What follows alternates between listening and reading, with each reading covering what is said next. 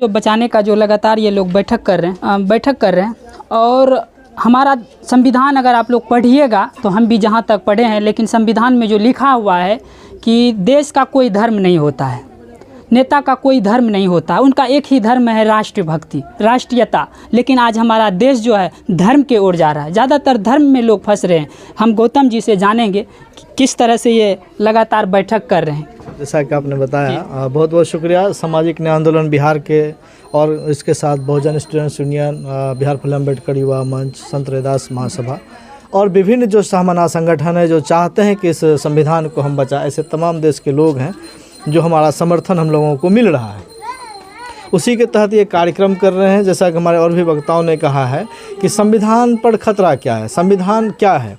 संविधान हम लोगों के लिए एक संरक्षण करने की एक व्यवस्था है और संविधान जो बना है वह कुर्बानी के तहत बना है। आज़ादी के आंदोलन में बहुत लोगों ने अपनी कुर्बानी दी है। हमारे तमाम महापुरुष, संत, नौजवान, युवा, किसान, मजदूर सब लोगों की इसमें भागीदारी रही है और उसके संरक्षण के लिए संविधान बना, जो कि आप मालूम है कि 2 साल 11 महीना 18 दिन में संविधान बनकर तैयार हुआ और 26 नवंबर को संविधान सभा सौंप दिया गया। इसलिए हम लोग उस दिन संविधान दिवस के रूप में मनाते हैं। 26 नवंबर को लागू 26 जनवरी 1950 को हुआ। अब संविधान आखिर उसकी संरक्षण अब हमको क्यों करनी पड़ रही है?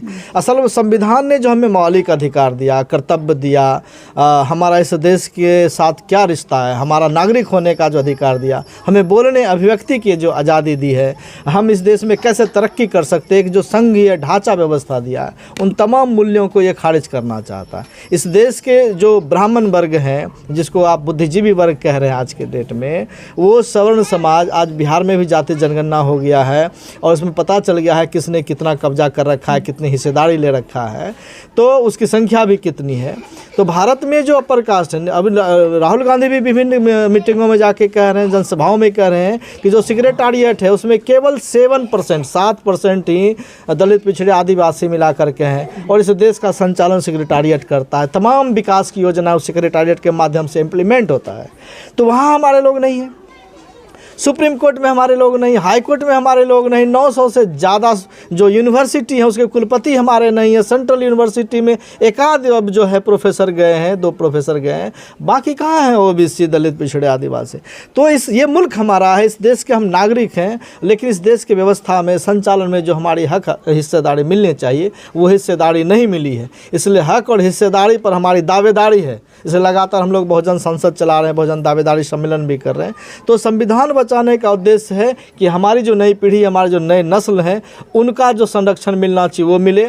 आज जो हमारे दलित हैं, आदिवासी हैं, पिछड़े हैं, उनको हक अधिकार मिले। महिलाओं को 33% आरक्षण का बिल विधेयक लाया, सुप्रीम वो जो है वहाँ से पारित भी कर दिया। झूठ बोल रहा है कि हम 2029 में लागू करेंगे, लेकिन उस 33% में आदिवासी की महिलाएँ कहाँ हैं, पिछड़े की महिलाएं, अति पिछड़े की महिलाएं, जो दलित महिलाएं हैं, उनकी हिस्सेदारी कहाँ है, वो उसमें नहीं है। इस तरह से जो बेईमानी है, झूठ बोला नरेंद्र मोदी, साफ साफ हमारे संत हैं वो नहीं बोले, भाजपा आरएसएस का कड़ा विरोध करते हैं, वो झूठ बोला।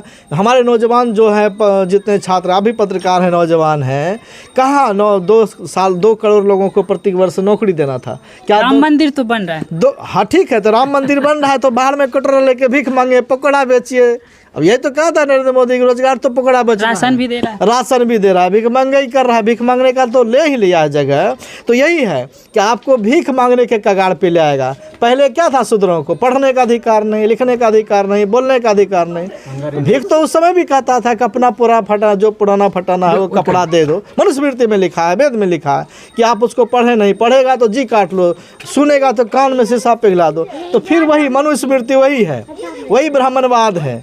अभी तो ठाकुरों का कुआं मनोज झा पढ़ दिए पार्लियामेंट में, तो बड़ी लड़ाई हो गई। अरे भाई, तो वाल्मीकि ने लिखा है, प्रोफेसर साहब ने लिखा, पहले भी बहुत सारे नेता ने पढ़ा, बहुत सारों ने लिखा है, हमारे रमाशंकर यादव विद्रोही ने भी लिखा है कि मैं किसान हूँ, आसमान में धान बो रहा हूँ। कुछ लोग पगले कहते हैं कि आसमान में धान नहीं जमते। अरे मैं कहता हूँ पगले घोगले, जब धरती पर भगवान जम सकता है तो आसमान में धान भी जमेगा। अब 2 में से 1 होगा, धरती से भगवान उखड़ेगा या आसमान में धान जमेगा। ये रमाशंकर यादव विद्रोही कविता जो जेएनयू में जा करके बोलते हैं। हम तो ऐसे परंपराओं के, कबीरदास के परंपराओं के लोग हैं, संत रैदास के परंपराओं के लोग हैं, तथागत बुद्ध के परंपरा के लोग हैं। इसलिए उसी लड़ाई में हम लोग लड़ाई को आगे बढ़ाएंगे और ये संविधान में जो समता, न्याय, बंधुत्व, भाईचारा का जो स्थान है, जैसा कहा हम भारत के लोग भारत को, तो हम भारत के लोग हैं, कोई हम हिंदू नहीं है, हम मुसलमान नहीं, सिख, ईसाई, पारसी नहीं है। इस देश में बहुत सारा लोग हैं। और आपने कहा कि हमारा संविधान जो है धर्म निरपेक्ष यानी पंथ निरपेक्ष, शब्द तो पंथ निरपेक्ष का है कि धर्म के अंदर भी कई लिंक हैं, कई धाराएँ हैं, हम उसके स्तर पर भी निरपेक्ष, हम किसी के साथ सापेक्ष नहीं हैं। लेकिन जो भाजपा सरकार है नए पार्लियामेंट का उद्घाटन करता है, ब्राह्मणों से पूजा पाठ करवाता है और इस देश का प्रधानमंत्री उसके चरणों में लौटता है, तो जब इस देश के प्रधानमंत्री जो सुपर पावर में है और उसी जगह पर जो द्रौपदी मुर्मू हमारे राष्ट्रपति हैं, आदिवासी महिला हैं, उसको वहाँ आमंत्रित नहीं किया जाता है, जिसका आप बात कह रहे हैं जी, जिक्र कर रहे हैं। रामनाथ कोविंद जैसे लोग हैं, राम मंदिर का उद्घाटन कर रहे हैं तो उनको नहीं बुला रहे क्योंकि वो दलित हैं। तो ये साफ साफ दिख रहा है। और हमारे समाज में पहले तो लोग नहीं देख पाते थे, लेकिन अब देखने लगे, अब उनको भी समझ में आ गया है कि ये झूठा है, ये नकली है, ये ढोंगी है, और बार बार कहता है कि झोला उठा के चले जाएंगे। तो चले जाए, झोला उठा करके जहाँ जाना है उसको जाना है, वो चले जाएंगे। तो ये लड़ाई अब बहुजनों को समझ में आ गई है। हम लोग 2015 में जब विरोध करते थे, हमारे ही समाज के लोग हम लोगों को कहते थे कि आप लोग गलत विरोध कर रहे हैं। बहुत अच्छा नरेंद्र मोदी गैस का सिलेंडर जो है सब्सिडी दे रहा है, ये दे रहा है, लोग जन धन योजना में है, बैंक में खाता खुलवा लिया, लेकिन उस बैंक में 15 लाख जब नहीं आया तब समझ में आया कि 5 किलो गेहूं चावल जो आ रहा है और किसान को जो 2000 रुपये के रूप में मिल रहा है, कितने बहुजनों के पास ज़मीन है। मोदी जी का तो डंका बज रहा है देश में, आप विरोध कर रहे हैं। एकदम मोदी जी का डंका बज रहा है। डंका बजाने वाले कौन हैं? अंधभक्त हैं, जो पढ़े लिखे लोग होंगे, जो समझदार होंगे, जिनके दिमाग में चेतना होगा, जैसे कबीरदास अंगूठा छापते, उनके दिमाग में चेतना था।